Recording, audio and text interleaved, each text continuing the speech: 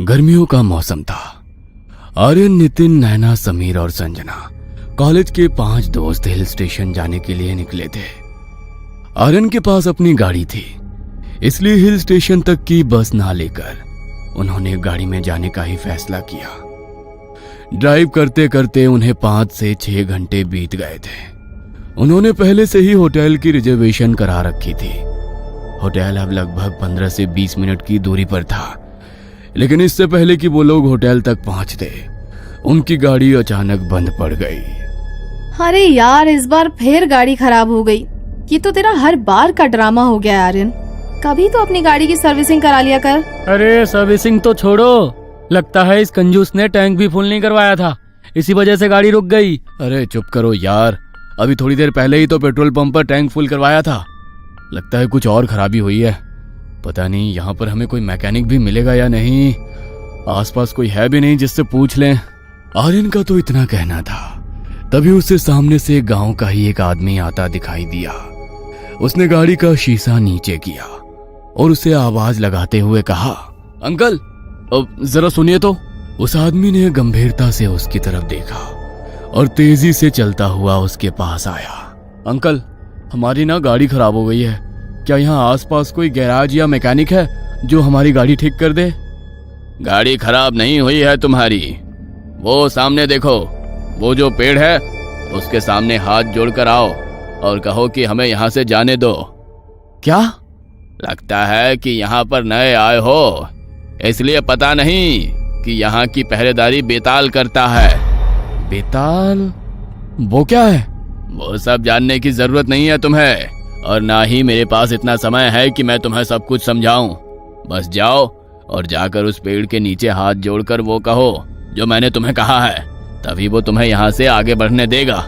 मैं चलता हूँ। इतना कहकर वो गांव वाला तो वहां से चला गया, लेकिन उस गांव वाले की बात सुनकर वो सब के सब हैरान थे, क्योंकि उन्होंने अपनी लाइफ में पहली बार ऐसी कोई बात सुनी थी। ये क्या नॉनसेंस थी यार। नॉनसेंस वगैरह छोड़ो और जो उसने कहा है वैसा करो। क्या पता सच में ऐसा कुछ हो। हाँ यार, चलो चलते हैं। वैसे भी मैकेनिक तो यहाँ पर है नहीं, तो यही ट्राई कर लेते हैं। क्या पता सचमुच यहाँ पर कोई बेताल हो और उसे हम पर थोड़ा तरस आ जाए। शहर के लोगों को इन सब बातों पर भरोसा करना जरा मुश्किल होता है, लेकिन नैना और संजना के कहने पर सब गाड़ी से बाहर निकले और उस पेड़ के नीचे जाकर हाथ जोड़कर खड़े हो गए। हम सब यहाँ पर घूमने के लिए आए हैं, प्लीज आप हमें आगे जाने दो। नैना के साथ साथ बाकी सब ने भी ऐसा कहा। तभी अचानक से शांत वातावरण में कुछ हलचल सी हुई और उस पेड़ की एक एक पत्ती हवा से इतनी जोर से लहराई कि उसकी आवाज उन 5 के कानों में चुभने लगी। वो आकर अपनी गाड़ी में बैठ गए। तुम सबको क्या लगता है कि अभी गाड़ी स्टार्ट हो जाएगी? पता नहीं, जब भी किसी गांव में आओ तो क्या क्या फालतू की चीजें करनी पड़ती हैं। मैं ऑनलाइन कोई मैकेनिक सर्च करता हूँ। अरे पहले गाड़ी स्टार्ट तो करके देखो। अच्छा, जैसे तो गाड़ी स्टार्ट हो ही जाएगी। बेताल का मजाक उड़ाते हुए आर्यन गाड़ी स्टार्ट करने लगा और गाड़ी स्टार्ट हो गई। ये देखकर वो 5 के 5 हैरान रह गए। अरे ये तो सचमुच स्टार्ट हो गई। गांव की मान्यताएं और परंपरा कुछ भी बेफिजूल नहीं होता। खैर, ये सब तुम लोगों की समझ में नहीं आएगा। हाँ, क्योंकि ये सब तुझ जैसे गंवार की समझ में ही आ सकता है। आर्यन ने गाड़ी आगे बढ़ाई और थोड़ी देर में ही वो अपने होटल में पहुंच गए। होटल के एंट्रेंस में ही एक बहुत बड़ा मंदिर था, लेकिन मंदिर के अंदर मूर्ति किस देवता की थी किसी को समझ में नहीं आ रहा था, क्योंकि आज से पहले किसी ने उस देवता की मूर्ति को नहीं देखा था। बड़ा ही अजीब मंदिर है। ना तो मंदिर के अंदर पूजा पाठ जैसी कोई चीज रखी है और ना ही कोई रोशनी है। बड़ा ही अजीब सा मंदिर है। आप इस मंदिर पर ज्यादा ध्यान मत दो, इससे जितना दूर रहो उतना आप लोगों के लिए अच्छा होगा। अरे क्यों खाली फोकट लड़कियों को डरा रहे हो? अरे कुछ नहीं है, चलो अपने अपने रूम में चलते हैं। बाकी सब तो उस मंदिर और गार्ड की बातों को इग्नोर करके अपने अपने रूम में चले गए, लेकिन सिक्योरिटी गार्ड की बातें सुनकर नितिन का मन बेचैन सा हो गया। नैना और संजना ने अपना अलग रूम लिया था और तीनों लड़के एक रूम में एक साथ रुके थे। पूरे दिन का ट्रैवल करके उन्हें होटल तक पहुंचते पहुंचते रात हो गई थी, इसलिए सब बहुत थक चुके थे तो खाना खाते ही सो गए, लेकिन नितिन को नींद नहीं आ रही थी। वो अपने मन में कुछ बड़बड़ा रहा था। आखिर क्या था जिसे मैंने वहां पर देखा? मैं अच्छी तरह जानता हूँ कि वो मेरा भ्रम नहीं था। गांव की मान्यताएं और परंपरा कुछ भी बेफिजूल नहीं होता। खैर, ये सब तुम लोगों की समझ में नहीं आएगा। हाँ, क्योंकि ये सब तुझ जैसे गंवार की समझ में ही आ सकता है। इससे पहले कि नितिन आर्यन की बात का कोई जवाब देता, उसकी नजर गाड़ी के रियर मिरर पर पड़ी, जिसमें वो पेड़ बिल्कुल साफ दिखाई दे रहा था, जिसके सामने अभी वो लोग हाथ जोड़कर आए थे। लेकिन जब नितिन ने ध्यान से देखा तो एक 6-7 फीट का बड़ा भयानक दिखने वाला प्राणी, जैसे कोई राक्षस, उस पेड़ से उल्टा लटका हुआ था और उन लोगों को वहां से जाते हुए देख रहा था। ये देखकर नितिन का कलेजा उसके मुंह को निकल कर आ गया, लेकिन बाकी सब उसकी बात पर यकीन नहीं करेंगे, ये सोचकर उसने कुछ नहीं कहा और अपनी आंखें बंद करके चुपचाप बैठा रहा। होटल पहुंचकर ही उसने अपनी आंखें खोली और होटल पहुंचकर उसने उसी राक्षस जैसे प्राणी का मंदिर देखा तो वो और ज्यादा हैरान रह गया। इसलिए उसके मन में ये जानने की उत्सुकता हो रही थी कि आखिर वो क्या था और क्यों हर कोई उससे इतना डर रहा था। कुछ तो अजीब था वो, लेकिन क्या था समझ में नहीं आ रहा। क्या बोला था उस गांव वाले आदमी ने? लगता है कि यहाँ पर नए आए हो, इसलिए पता नहीं कि यहाँ की पहरेदारी बेताल करता है। हाँ, बेताल। लेकिन ये क्या है पता नहीं। इंटरनेट को सब कुछ पता है, देखता हूँ। नितिन ने इंटरनेट पर बेताल लिखकर उसके बारे में सर्च किया ताकि वो बेताल के बारे में जान सके और उस हिल स्टेशन और बेताल के बीच का क्या कनेक्शन है वो भी जान सके। ओह माय गॉड, हमारी किस्मत अच्छी है जो बचकर आ गए, वरना ये तो बहुत खतरनाक है। इंसानों को मारकर ये उनकी आत्माओं पर कब्जा कर लेता है। लेकिन अगर ऐसा है तो यहाँ पर इसका मंदिर क्यों बनाया गया है? बड़ी अजीब बात है। इसके पीछे कुछ ना कुछ कहानी तो जरूर है, पता करना पड़ेगा। न जाने नितिन को उस हिल स्टेशन के साथ बेताल से जुड़ी कहानी जानने की क्या उत्सुकता थी। वह आधी रात को उठकर फिर से नीचे गया तो गार्ड ने उसे रोकते हुए कहा, अरे ओ भैया, इतनी रात गए कहाँ जा रहे हो? लूटने का इरादा है क्या? पता है ना टूरिस्ट स्पॉट है और रात को कैसे कैसे लोग घूमते हैं यहाँ पर। मैं कहीं बाहर नहीं जा रहा, बल्कि आपसे ही मिलने आ रहा था। मुझसे मिलने? वो भी इतनी रात गए? मुझसे इतनी रात गए, ऐसा क्या काम पड़ गया तुम्हें?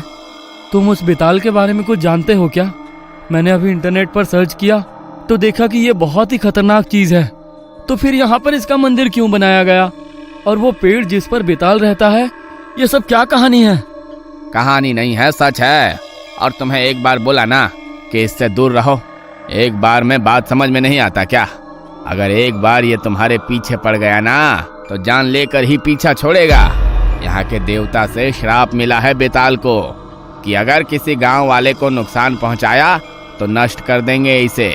इसलिए यहाँ के लोगों को नुकसान नहीं पहुंचाता है, बल्कि रक्षा करता है। और इसी वजह से इसका मंदिर बनाया गया है यहाँ पर। लेकिन तुम यहाँ के नहीं हो, इसलिए तुम्हारा रक्षक नहीं, भक्षक बन जाएगा ये। दूर रहो इससे। अच्छा ठीक है ना, मैंने तो तुमसे बस इसकी कहानी पूछी थी। क्यों फालतू में डर रहे हो और मुझे भी डरा रहे हो? कहानी जान ली ना, अब तो जाओ और सुबह होने तक यहाँ वापस मत आना। गार्ड के बार बार बोलने पर नितिन वापस रूम में आ गया। लेकिन बेताल के बारे में जानकर अब तो उसे और ज्यादा नींद नहीं आ रही थी, इसलिए वो खिड़की पर जाकर खड़ा हो गया। खिड़की खोलते ही जैसे ही उसकी नजर बाहर पड़ी तो सामने ही बेताल का मंदिर था। उसने देखा कि एक लड़की अपने सर पर काला कपड़ा ओढ़े हुए आई। उसने बेताल के मंदिर में एक दिया जलाया और वहां एक मुर्गे की बलि चढ़ा दी। उसे समझ में नहीं आया कि वो लड़की आखिर ऐसा क्यों कर रही है। उसे तो पहले ही बेताल के बारे में जानने की ना जाने क्या उत्सुकता थी। वो जल्दी से भागता हुआ नीचे गया, लेकिन तब तक वो लड़की वहां से जा चुकी थी और जिस मुर्गे की उसने बलि दी थी उसका सिर्फ खून ही वहां पर बचा था। उसका शरीर वहां नहीं था, जैसे तो किसी ने उसे ग्रहण कर लिया हो। ये देखकर नितिन डर से बुरी तरह कांप गया।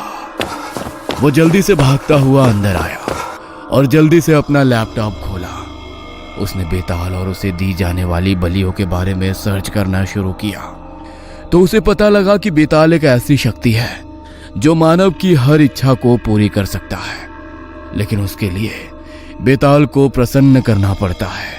उसे पशु बलि अत्यधिक प्रिय है। मुझे जो चाहिए था मुझे मिल गया। इससे सांप भी मर जाएगा और लाठी भी नहीं टूटेगी। बस एक बलि ही तो देनी होगी। अगले दिन वो पांचों घूमने निकले।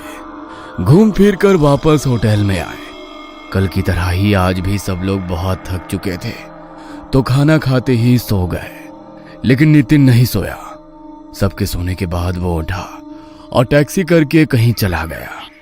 रात के लगभग 2:30 बजे का समय होगा जब वो टैक्सी में होटल वापस लौटा, लेकिन वो होटल के अंदर नहीं गया बल्कि बाहर बने बेताल के मंदिर में गया।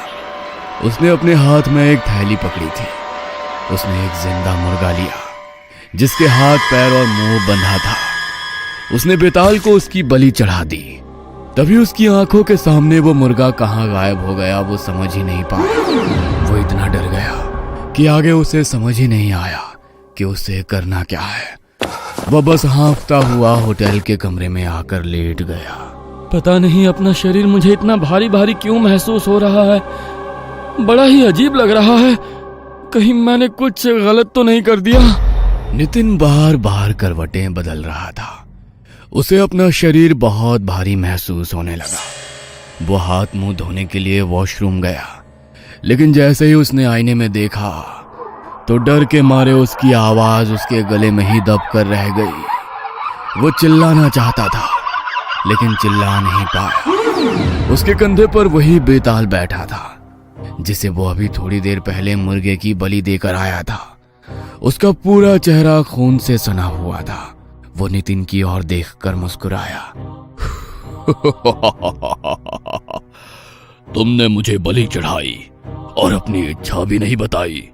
बोलो क्या इच्छा है तुम्हारी, मैं पूरी करूंगा। अगर रात के 3 बजे कोई अपनी आंखों के सामने ऐसा दृश्य देख ले तो उसका डर आप समझ नहीं सकते। नितिन बहुत डरा हुआ था, लेकिन आखिरकार उसी ने तो बेताल की बलि चढ़ाई थी। उसने थोड़ी हिम्मत जुटाई। मुझे अपनी एक इच्छा पूरी करनी है। जानता हूं कि तुम्हें अपनी कोई इच्छा पूरी करनी है, इसीलिए तुमने मुझे बलि चढ़ाई। अब बोलो वो क्या इच्छा है। मुझे ज्यादा इंतजार करना पसंद नहीं। तुम आर्यन को मार दो। मेरे और संजना के बीच में बहुत आता है। वो चाहता है कि मेरी संजना उसकी हो जाए, लेकिन मैं ऐसा होने नहीं दूंगा। इससे पहले कि नितिन अपनी बात खत्म करता, उसने आईने में देखा कि बेताल उसके कंधे पर नहीं बैठा है। उसका कंधा भी अब बिल्कुल हल्का हो चुका है। उसे लगा कि ये सब कुछ शायद उसका कोई भ्रम था। वो वॉशरूम से बाहर आया तो आर्यन का शरीर पूरी तरह सफेद पड़ चुका था और बेताल उसके सीने पर बैठा था। उसके सीने पर बैठकर वो नितिन को देखकर बड़े ही भयानक तरीके से हंस रहा था। मैंने तुम्हारा काम कर दिया, अब मुझे मानव बलि चाहिए। क्या? ये क्या कह रहे हो तुम? मानव बलि? लेकिन मैं तो तुम्हें पहले ही बलि दे चुका हूं ना। आधा ज्ञान हमेशा तकलीफ देता है। पशु बलि से तो मैं जागृत होता हूं, लेकिन कार्य पूर्ण करने के बाद मुझे मानव बलि चाहिए। मुझे मानव बलि लाकर दो, वरना मैं तुम्हें ही खा जाऊंगा। नहीं, देखो मैं ऐसा नहीं कर सकता। अगर तुम्हें बलि ही चाहिए तो तुम्हें जितने तुम बोलोगे उतने पशुओं की बलि दूंगा, लेकिन मैं किसी इंसान को कैसे बलि पर चढ़ा सकता हूँ? कितने अच्छे इंसान हो ना तुम। अपने दोस्त को बलि पर चढ़ाने से पहले सोचा था क्या? तो अब भी मत सोचो, क्योंकि मुझे इंतजार करना पसंद नहीं। अगर कल रात तक मुझे मानव बलि नहीं मिली तो तुम मेरी बलि बनोगे। बेताल आर्यन के मृत शरीर से खिड़की की तरफ उछला और अपने मंदिर की तरफ प्रस्थान कर गया। नितिन की आंखों के सामने आर्यन का मृत शरीर पड़ा था। उसे देखकर नितिन समझ गया था कि उसने अपनी जलन के चलते बहुत बड़ी आफत मोल ले ली है। समीर बहुत गहरी नींद में था, इसलिए उसकी आंख नहीं खुली। नितिन डर के मारे सो ही नहीं पा रहा था, क्योंकि उसके बगल में ही आर्यन का मृत शरीर रखा हुआ था। लेकिन आर्यन के मृत शरीर से ज्यादा उसे डर किसी और ही बात का था। मानव बलि कैसे चढ़ाऊंगा मैं उसे? मैं कैसे मार सकता हूँ किसी को? पहले ही आर्यन के मरने का पाप मेरे सर पर लग चुका है, अब किसी और को कैसे मार सकता हूँ? लेकिन अगर मैंने किसी और को नहीं मारा तो वो मुझे मार देगा। अगले दिन जब सुबह सबकी आंख खुली तो आर्यन की मौत ने सबको चौंका दिया, क्योंकि जिस तरीके से उसकी मौत हुई थी वो सामान्य नहीं था। उसका पूरा शरीर सफेद पड़ चुका था और आंखें बाहर को निकल कर आ चुकी थी। ऐसा कैसे हो सकता है?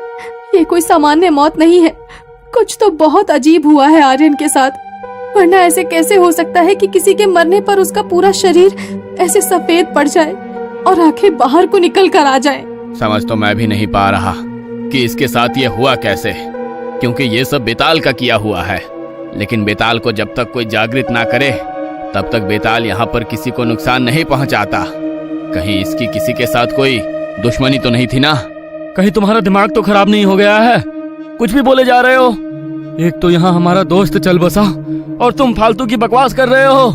बकवास नहीं कर रहा हूँ, मैं सच बोल रहा हूँ। किसी ने जागृत किया है उसे, और हो सकता है कि तुम में से ही किसी ने ऐसा किया हो, क्योंकि तुम लोगों से तो यहाँ पर किसी और को कोई मतलब भी नहीं है। पहली बार यहाँ पर आए हो तो भला कोई और तुम्हारे साथ ऐसा क्यों करेगा?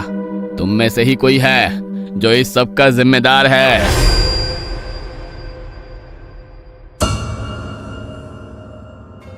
ये कहानी आपको अच्छी लगी हो तो हमें सब्सक्राइब करें, हमारा इंस्टाग्राम और फेसबुक पेज जरूर फॉलो करें। और हाँ दोस्तों, सब्सक्राइब करना भूलना मत।